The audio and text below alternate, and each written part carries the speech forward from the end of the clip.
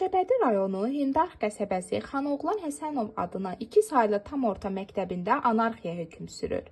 Məktəbin direktoru Elminaz Hüseynova ilə təsərrüfat işləri üzrə direktor müavini Minarə Ağalarova birləşərək məktəbi baxımsız hala gətiriblər. Astay-Misas saytına müraciət edən Ağcabədi rayon Hindar qəsəbə sakini Şəhid Xanoğlan Həsənovun qardaşı Nəbi Həsənov bildirir ki, qardaşımın məktəbin həyətində olan büstü yararsız vəziyyətə düşüb. Bununla bağlı dəfələrlə direktorun qəbulunda oldum.